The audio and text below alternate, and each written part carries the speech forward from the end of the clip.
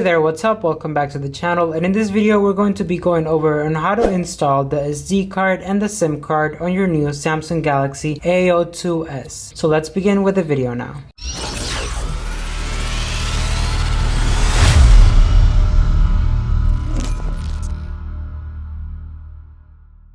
So what's up everyone, welcome back to Surge Tech. Sergio here. In this channel I do a lot of tech reviews and tutorials, so make sure you subscribe so you don't miss out on future videos like this. There's gonna be links to everything that I talk about in this video in the description down below, so do check that out, and let's get right on with the video. So in this video I'm going to be showing you how to install both cards and how to set up the SD card for pics and vids to save in the SD card, and how to transfer files from phone to the card in order to save space on your device. So the first thing you want to make sure you have, it's going to be this SIM ejector tool that we're going to be using in order to get the SIM card tray right here on your phone. So now we're going to just put the tool right here on this little hole. We just press down and we're going to see this little thing pop up. So now we just grab right here and we take the tray outside. So now we're going to focus on this tray, and what we're going to do, we're going to grab our SD card and then we're going to grab our SIM card. We're going to make them fit. Make sure it clicks when you put it on, so you just make sure that it's in there. And now we're going to grab our phone and put the tray right away. And now we just close the tray and we unlock our phone. Okay, so now that we have unlocked our phones, the first thing we're going to want to look at, it's going to be the signal bars right here on the top. So if you have signal right away and your device is unlocked to whatever carrier you just put your SIM card to, you're going to get signal right away. And if you don't, there has to be something wrong. Maybe your phone is not unlocked, but as you can tell, you have the signal right here, so mine is working perfectly. So now we're going to focus on the SD card and how to make every single picture or video that we take to save on the SD card.